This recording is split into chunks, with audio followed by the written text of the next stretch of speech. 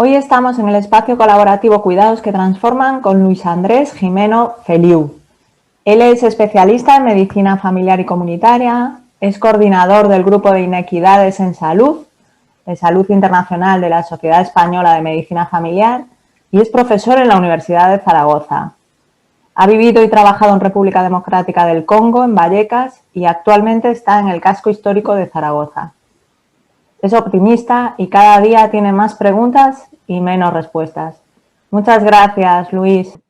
Vuestra iniciativa de formación creo que es interesantísimo y gracias también por invitarme a compartir un rato algunas reflexiones en esta profundización que estáis realizando sobre los cuidados, y yo voy a trabajar un poquillo sobre el tema de determinantes sociales y salud, que se podría llevar también a determinantes sociales y bienestar, ¿no? Yo creo que voy a plantearos un poquillo varios aspectos que me parecen importantes y sobre todo transmitir 2 o 3 ideas clave que nos ayuden a mejorar los cuidados que realizamos en el día a día, ¿no? Voy a intentar pasar una pequeña presentación mientras os voy compartiendo, pero como os digo, lo importante es quedarnos con un par de ideas clave. Pues el titulillo, nada, simplemente que le he puesto es determinantes sociales de la salud. Y ahí veis también en la presentación que está mi correo electrónico, podéis usarlo para lo que queráis o mi alias de Twitter. Mirad, que quería empezar primero recordando al Titanic, ¿no? Hace poquitos días, el 15 de abril, ha sido el aniversario, el 109 aniversario del hundimiento del Titanic, ¿no?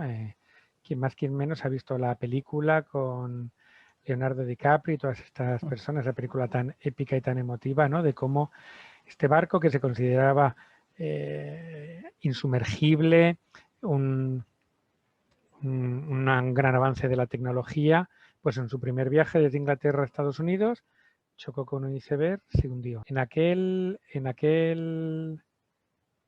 hundimiento, una catástrofe natural que le vamos a hacer, que chocó, de los 2.200 pasajeros murieron 1.500 personas.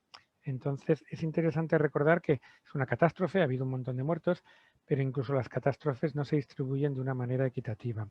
Hubo un factor de riesgo, esta diapositiva se la pongo a mis alumnos de medicina, de quinto de medicina, hubo un factor de riesgo que provocó que en un grupo de población solo falleciera el 3%, otro el 15-20%, otro el 50%, ¿no?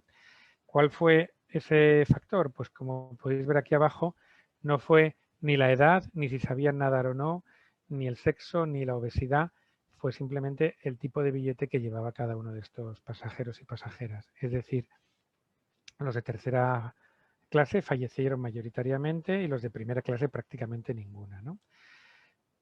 Hablamos de una catástrofe natural que parece que afecta a todo el mundo por igual. Pues no, nada afecta a todo el mundo por igual. Ahora lo vamos a ver, ¿no? Los aspectos de salud y bienestar no se distribuye al azar los problemas. La idea es que os quedéis con el Titanic, ¿no? Porque yo siempre recuerdo que cada persona lleva un billete del Titanic y es bueno saber qué billete lleva para intentar ver cómo le va a ir la vida probablemente y también para intentar mejorar que no haya tanta diferencia en función de los billetes que llevamos. Dejando ya el cine, la Organización Mundial de la Salud tiene una página web muy interesante sobre los determinantes sociales de la salud, que a la gente que estéis interesada os recomiendo que la busquéis en la web. Y sacó un documento ya hace bastantes años donde había gráficas tan interesantes como esta, ¿no? Fijaros, esto es una gráfica de la probabilidad de que la gente que ha llegado a los 20 años, gente que no ha muerto de niños, lleguen hasta los 65. Es un estudio desde 1988 hasta el 2001, donde se ve que un grupo de gente, la probabilidad que tienen cada vez es mayor, desde el 60% llega a ser casi del 70%, mientras que este otro grupo de gente del mismo país tenía un 55% de posibilidad de llegar a esa edad y ya al final de estos 13 años de seguimiento ha bajado mucho. ¿Cuál es ese factor de riesgo? La hipertensión, el colesterol, la diabetes. ¿Qué preguntaríamos los médicos y las médicas? Pues no, es Rusia y es el nivel educativo que tengan las personas, ¿no? En aquel momento de transición, aquellas personas con estudios universitarios mejoró su esperanza de vida y, sin embargo, aquellas personas con estudios elementales disminuyó, ¿no? Tiene que ver mucho con un tipo de determinantes sociales que afectan a la salud de las personas. Afectó de una manera tremenda. No solo Rusia después de la caída del mundo soviético. Aquí veis otro estudio súper interesante sobre la mortalidad por 1000 personas y año en personas ya mayores, fijaros, de 40 a 65 años, de 65 a 70 y de 70 a 90, ¿no? Y esto se publicó y, como os dais cuenta, hay otro factor de riesgo que hace que haya una gente que se muera mucho más que otra. De nuevo, no estamos hablando de la diabetes ni de la hipertensión, que es una cosa que preguntamos mucho a los médicos. Estamos hablando simplemente de funcionarios británicos, funcionarios, gente con plaza, ¿vale?, que trabaja para el Estado con su nivel de jerarquía laboral, ¿no?, su clase social laboral. Y como podéis ver, la mortalidad de los directivos es siempre la más baja, tanto mientras trabajan como recién jubilados, como ya de mayores, frente a la siguiente, que son los profesionales y ejecutivos, frente a los subalternos o frente a los escalones más inferiores de la jerarquía laboral, vuelvo a insistir, de un funcionariado británico, ¿de acuerdo?, con un montón de derechos laborales y salarios razonables. Es decir, cuando hablamos de la influencia de lo social en la salud, no estamos hablando de esas pobres personas transeúntes sin vivienda, marginales. Hay un gradiente en toda la sociedad, desde las personas más favorecidas educativa, laboral, económicamente, y las personas menos favorecidas. Fijaos, en este documento de la OMS había una tabla tremenda que llama la atención que esto no haga temblar en los países donde se veía que la esperanza de vida, que es un indicador de salud muy potente, en el barrio de Carlton, que es un barrio pobre de Glasgow, de la capital de Escocia, era en aquel momento de 54 años. Mientras, como veis abajo, en el barrio de Lenzi Norte, en el mismo Glasgow, en la misma ciudad, misma sanidad pública, misma educación pública, la esperanza de vida era 82. Es decir, tú cogías el autobús, pasabas de un barrio a otro y la diferencia de vida media de las personas era de 28 años.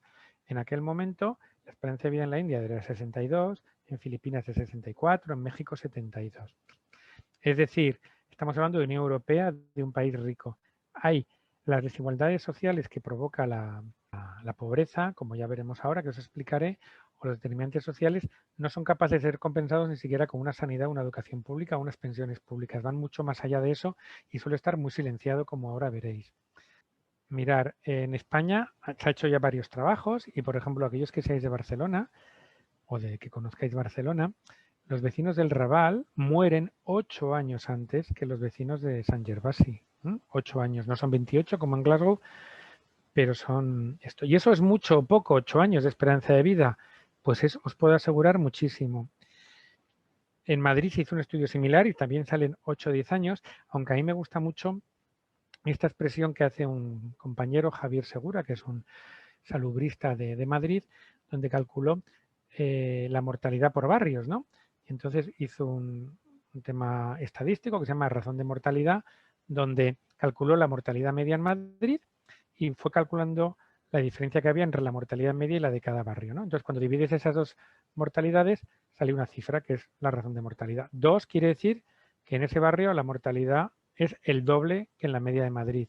0,5 que es la mitad. 4 que es 4 veces más, se entiende, ¿no? Entonces él dijo que tú te subías a las 8 de la tarde al tren de cercanías a la línea C4 y solo con mirar dónde se bajaba la gente que volvía de trabajar, podías estimar su riesgo de mortalidad, ¿no? Entonces, es decir, si se bajaba en Villaverde Bajo, sabías que esas personas tenían el doble de riesgo de morir que la media de los madrileños y madrileñas. Y sin embargo, como veis a la derecha, si te bajabas en Tres Cantos, que ya es en las afueras, un barrio residencial de Madrid de clase media alta, tu riesgo de morir era del 0,69, un 30% menor, ¿no? Es decir, eso lo tenemos continuamente en todas las ciudades, en todos los países, en todos los barrios.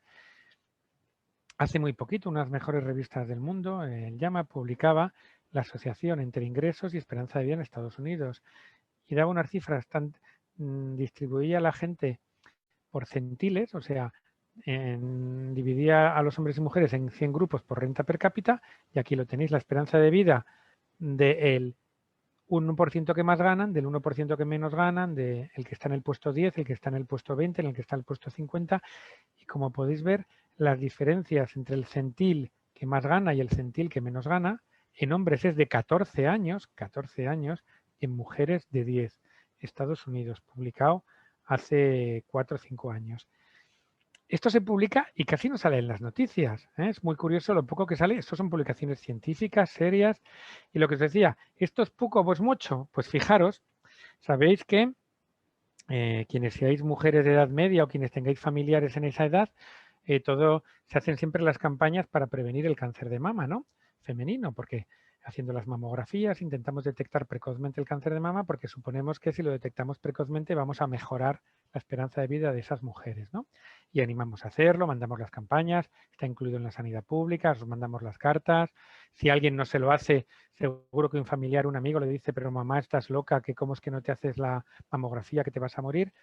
Pues fijaos, en estos programas preventivos, como en todos, para ver su eficacia, se coge a 1000 personas, a 10.000 personas, se les hace esa medicación o esa prueba y a otras 1000 o 10.000 no, y se les va siguiendo durante años para ver la diferencia de esperanza de vida que hay entre un grupo y otro. Aquí veis cuál es la diferencia de esperanza de vida que se consigue realizando el programa de prevención en mujeres de 50 a 70 años en España. Un mes. En España la esperanza de vida media de una mujer es 83 años, pues si en este momento todos los gobiernos quitasen los programas de prevención de cáncer de mama de cribado, la esperanza de vida media sería de 82 años y 11 meses. Sin embargo, la diferencia de esperanza de vida entre una mujer de un barrio a otro barrio en la misma ciudad puede ser de 8 o 10 años. No digo que haya que quitar los cribados de cáncer de mama. Logran de media ahorrar, o sea, ganar un mes de vida. Unas mujeres ganan 5 años, otras no ganan nada, ¿de acuerdo? Lo curioso es que si nos quitan el programa de cáncer de mama, todo el mundo haremos manifestaciones, saldremos a la calle, que nos pongan mamógrafos, etcétera, etcétera. Y sin embargo, qué poco se sale a la calle para reivindicar que una mayor igualdad social y combatir un poquito los temas de la pobreza y desigualdad harían ganar miles y miles de años de vida en España, en Estados Unidos o en cualquier país, ¿vale? Además, aquí ya veis, ya que soy médico, os recuerdo que dejar el tabaco cuando tienes 35 años te va a hacer ganar entre 3 y 5 años, lo cual también es muy interesante. Pero sobre todo os ponía esto ante algo tan socialmente aceptado y difundido como es mantener los cribados de cáncer de mama y las ganancias de un mes frente a lo que estamos hablando de 8 o 10 años de vida. Por cierto, esta diapositiva la puse porque los estudiantes de medicina decían, ¿y ese gráfico dónde lo has sacado de lo de un mes? Eso seguro que es algún sitio de antimedicina. Y siempre pongo esto, el Harrison es la Biblia de la medicina, ¿no? Lo que todos los estudiantes, todos los médicos conocen, pues desde una de las páginas de la última edición del Harrison, que todas las ediciones ha tenido el mismo gráfico. O sea, bueno, esto sale en todas partes, lo sabemos, pero nunca lo pensamos en la práctica. Y no solo en mortalidad, fijaros. ¿Por qué es tan importante? Cuando hablamos de la obesidad infantil, ¿no? Que parece un tema gravísimo, pues la obesidad infantil no es un tema endocrino, es un tema político, es un tema social. Aquí veis en el año 2013 el estudio Ladino que hacen los pediatras para ver cuál es la obesidad infantil en España. Se veía que los hogares que se ganaban menos de 18.000 euros, el 50% de los niños tenían obesidad, mientras que en los hogares más pudientes, con más de 30.000 euros al año, solo el 34%. Lo gordo es que en la siguiente ola del 2015 esto había subido a 56 y había bajado a 23. Es decir, los niños de familias en situaciones complicadas tienen mucho más riesgo de obesidad por un montón de problemas asociados a este tema, ¿eh? La obesidad no se va a arreglar con más endocrinos, sino con políticas sociales, económicas y fiscales importantes.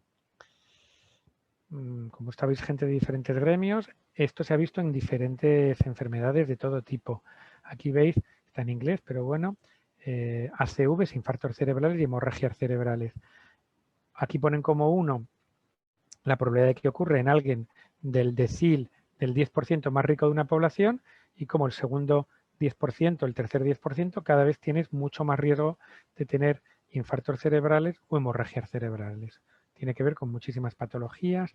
En la diabetes, fijaos, la probabilidad de tener diabetes simplemente viendo por países, pero viendo si tienes alto nivel educativo o bajo nivel educativo. En España, como podéis ver, las personas con bajo nivel educativo, el 10% se vuelven diabéticas frente solo al 3% del alto nivel educativo. Ninguna enfermedad, hay un montón de factores que ahora os diré algunos que pueden influir, pero es muy importante porque casi nunca cuando hablamos de enfermedades ponemos encima de la mesa los aspectos sociales que hacen que unas personas lo sufran más o menos. Y por supuesto en los cuidados tampoco.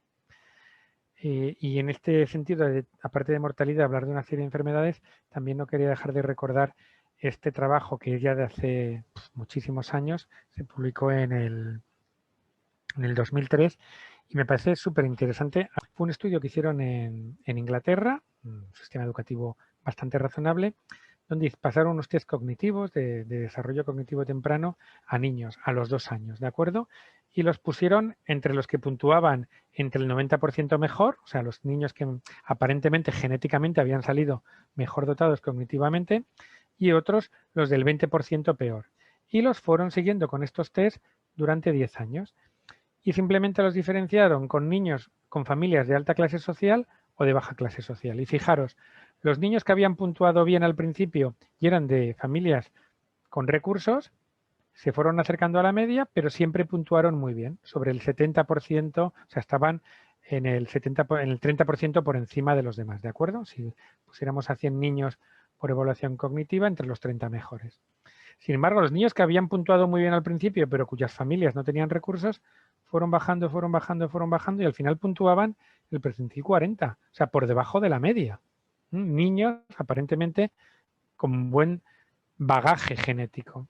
Viceversa, niños que puntuaron muy mal al principio, que eran de familias con alto nivel económico, fueron mejorando, probablemente clases particulares, apoyo psicológico, atención temprana, los recursos que hicieran falta, estimulación, y acabaron puntuando en el percentil 60, por encima de la media.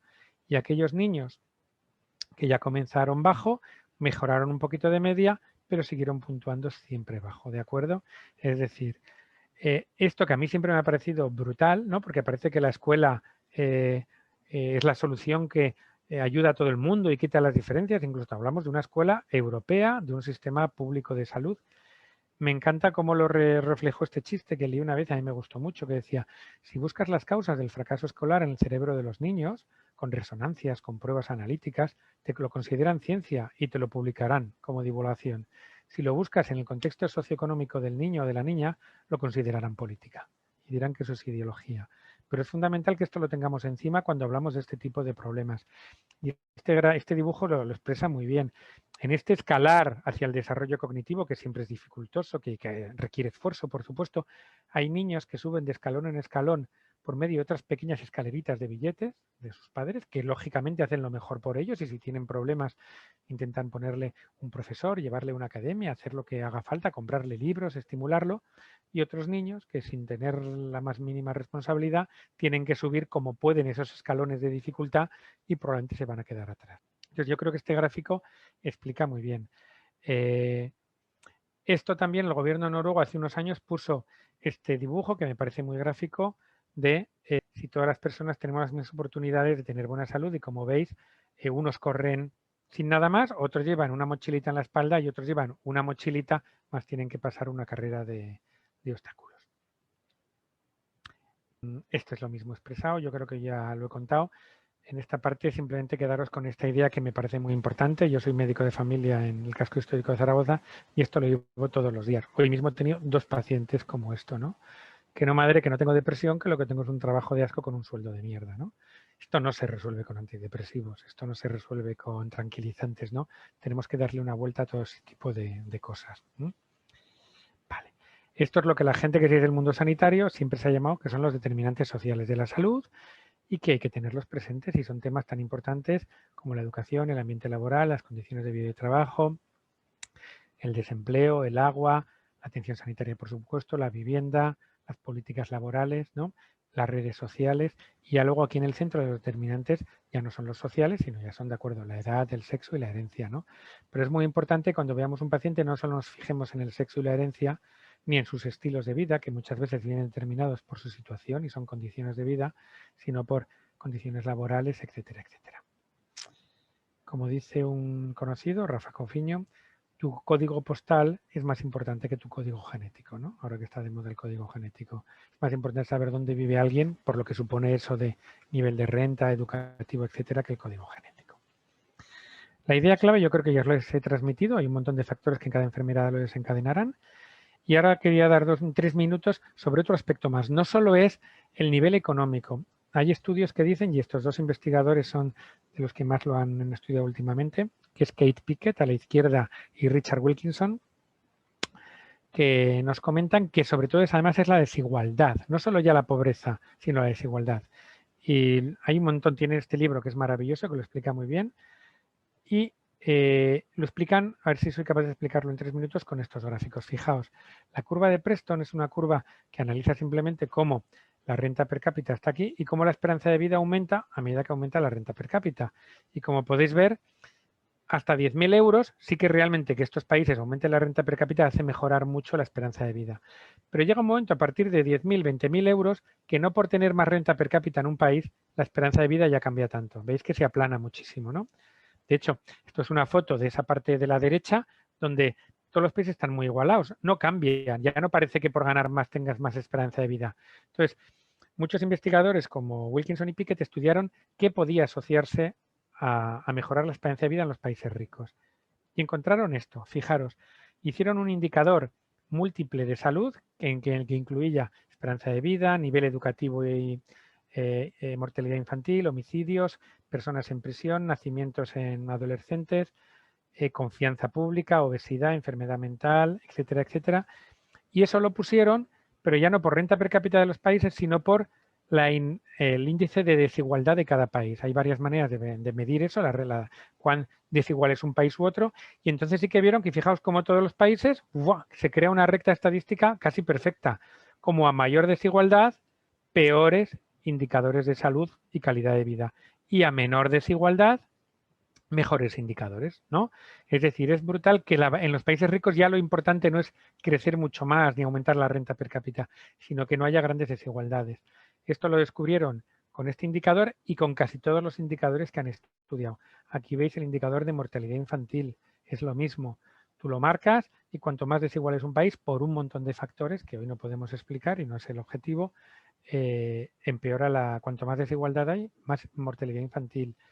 Con la salud mental, tú pones el criterio de desigualdad en un país y aumenta los problemas de salud mental en ese país, y al revés, los países más igualitarios tienen muchos menos problemas de salud mental. La obesidad, como os he comentado antes. Es decir, es muy importante tener presente que, como dicen muchos expertos, tenemos que recordar, no solo el tabaco mata, no solo el azúcar mata, sino mata mucho más la pobreza y la desigualdad. Y eso tenemos que tenerlo presente a la hora de cómo cuidamos a nuestros vecinos y vecinas. Esto es el casco viejo de Zaragoza en Google. Y entonces, en una reunión que nos invitó el ayuntamiento para hablar de la salud y tal y cual, yo simplemente les puse a mirar, era para hablar del tema de los niños, ¿no? Y les puse este gráfico y les dice, mirar, tenemos unos 5 o 6 mil niños en el casco viejo.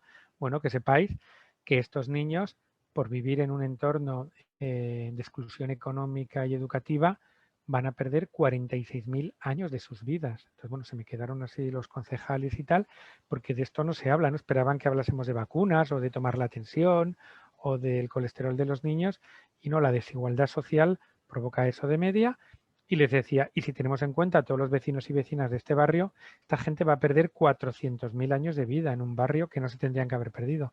Lo digo porque a veces, porque pase una cosa, que haya un fallecimiento de una persona o dos por un hecho, se cambia todo y se cambia la legislación y algo es un problema público de primer orden, y sin embargo estas cosas las estamos viviendo día a día en nuestros barrios, en nuestras ciudades, y son silenciadas, ¿no? Entonces, es un tema importantísimo a tener presente y probablemente vosotros lo tendréis. Yo siempre digo que esto es el famoso elefante que está en la habitación y que nadie le hace caso. No estamos hablando de cómo mejorar las cosas y que sí, pero que si tomamos la atención, si ponemos una vacuna o no la ponemos, si ponemos un médico más o un médico menos en un barrio o un psicólogo o lo que queráis, y sin embargo dejamos que las problemáticas sociales estén ahí y nos las resolvemos, ¿no? Entonces eso es fundamental. Y ahora ya en 5 minutos quería deciros 4 ideas. Yo creo que la idea importante es tener presente lo importante que esto es en la salud de las personas y en nuestros barrios y en nuestras comunidades, y 4 o 5 cosas que tenemos que tener presente, ¿no? Como dice Michael Marmot, que es el autor de todos estos informes de la OMS y del primer informe que se hizo en Inglaterra, si los principales determinantes de la salud son sociales, no son biológicos, no lo son, no son genéticos, así deberán ser las soluciones sociales, ¿de acuerdo? Y nosotros como personas debemos de pedir que estas cosas sean públicas y busquemos soluciones sociales. Y hay un gráfico muy sencillo. Si queremos disminuir los infartos, decimos, bueno, Para que la gente no se muera de infartos, la solución ya tenemos todo el mundo claro que no solo es poner UBIs, ¿no? Para que la gente ingrese en la UCI. No, hombre, habrá que intentar buscar por qué aparecen infartos, ¿no? Y entonces ya, desde hace 20, 30 años tenemos claro la hipertensión, la obesidad, la diabetes, el colesterol, los factores de riesgo. Pero claro, nos hemos quedado ahí. Pero la gente que estudia salud pública en plan serio global dicen, bueno, pero hay gente que es más fácil que sea hipertensa que otra. Hay gente que tiene más diabetes que otras, lo acabo de explicar. Vamos a ir hacia atrás. Vamos a buscar las causas de esto. Deporte, estrés, alimentación, tabaco, alteraciones del sueño, estrés, hábitos. Vale, la salud pública más avanzada está en ese sentido. Pero incluso ahí DX Rose, que es la epidemióloga que hizo este gráfico, decía, pero ocurre lo mismo, no todo el mundo tiene la misma posibilidad de hacer deporte, no todo el mundo tiene la misma posibilidad de una alimentación sana, no todo el mundo tiene la posibilidad de no tener problemas de estrés, tenemos que ir más atrás. Los espacios de ocio, el transporte, diseño urbanístico, regulación, temas laborales, precariedad laboral, etcétera, etcétera. Si vamos a trabajar ahí, mejoraremos la mortalidad, ¿de acuerdo? Javier Segura, el que nos había puesto antes el ejemplo del tren de cercanías, a mí me gusta mucho, tiene este gráfico que dice, hay soluciones corriente arriba o corriente abajo. Hemos dicho que la mala salud se debe a factores psicosociales y estilos de vida negativos, pero estos se deben a problemas de trabajo, de educación, de ingresos, y estos se deben a modelos económicos y sociales. ¿Dónde tenemos que buscar las soluciones? A todos los niveles. No solo en dar mejores cuidados de salud a los desfavorecidos, sino mejorar la vivienda de calidad. Tiene que haber voluntariado, favorecer los cambios de conducta, pero hombre, también si mejoramos las oportunidades de empleo, abolimos el empleo precario, prevenimos el abandono escolar, mejorando la escolarización de estos barrios y reducimos la pobreza nos irá mejor. Y por supuesto, yendo más atrás, si cambiamos las reglas de acceso y distribución de la riqueza en un país o el gasto público, todo eso va a acabar mejorando la mala salud. No nos quedemos solo en soluciones corriente abajo, al final, de rescatar a quien se ahoga, sino busquemos soluciones cuanto más arriba mejor. Yo creo que este gráfico me parece muy importante. Y ya la última idea que os quería decir, porque puede sonar lo que he dicho hasta ahora muy teórico, pero todos somos ciudadanos y ciudadanas y tenemos que animar a nuestra sociedad a tenerlo presente. Yo siempre recuerdo que hace 40, 30 años, cuando yo hice el MIR, a la mayoría de las mujeres con violencia doméstica se les daba tranquilizantes. Tienes que aguantar, pobrecita, ten paciencia, no lo provoques, ¿no? Y como estaban malas y les dolía todo y estaban deprimidas, les damos antidepresivos. Ahora, afortunadamente, ha cambiado porque ha habido una sensibilización social de que lo que hay que hacer es educar a la población y proteger a estas mujeres. No solo dedicarnos a proteger, sino cambiar el ambiente machismo y de patriarcado en el que la violencia de género aparece, ¿no? Bueno, pues en esto todos tenemos una labor de sensibilizar a la sociedad sobre estos determinantes.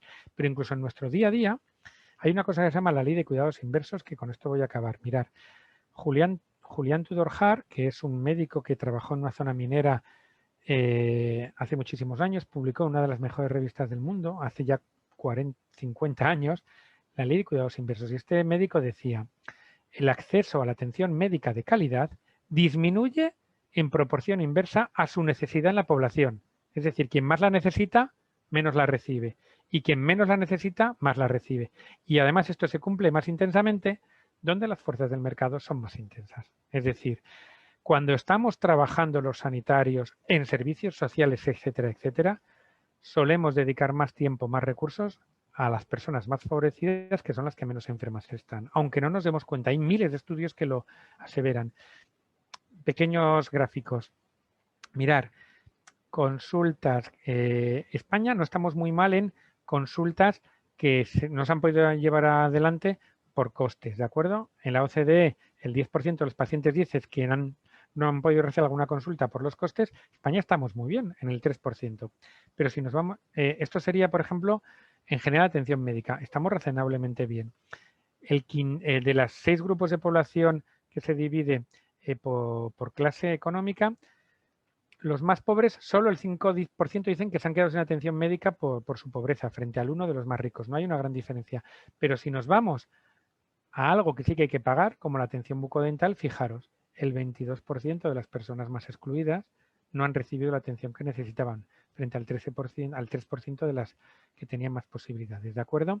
Entonces, recordar que la ley de cuidados inversos se da siempre, se da incluso en situaciones, como he puesto aquí, de sanidad pública. muchas veces por cómo ponemos, por ejemplo, ahora últimamente que se hace cantidad de cosas digitalmente, ¿no? Y con el confinamiento. ¿Quiénes más han sufrido esa parte? Las personas excluidas que no tienen buenas habilidades de tema digital o no tienen todo el mundo ordenadores, no tienen portátiles. En nuestro barrio los chavales que peor lo pasaron fueron los de familias pobres que no podían seguir las clases durante el confinamiento porque no tenían ordenadores o no tenían internet. ¿O qué pacientes ahora les cuesta mucho pedir cita por internet o seguir una consulta a nivel virtual? Estas personas que no tienen estas habilidades. Siempre que hagamos algo, fijémonos, no se queden fuera las personas que más necesidades tienen, y eso es fundamental en cantidad de programas. Cuando en un barrio el ayuntamiento crea una biblioteca, un polideportivo en un barrio pobre para ayudar a los jóvenes a que sean más saludables, a que puedan estudiar mejor, si solo se abre el polideportivo y la biblioteca y no se hacen políticas activas de ir a buscar a esas personas y atraerlas, al final, ¿quiénes usan esos servicios públicos? Las clases medias y las clases altas. Las clases más pobres no lo usan. Entonces, tiene que haber políticas activas desde nuestra profesión para llegar a captar a este tipo de gente y atraerlas, ¿no?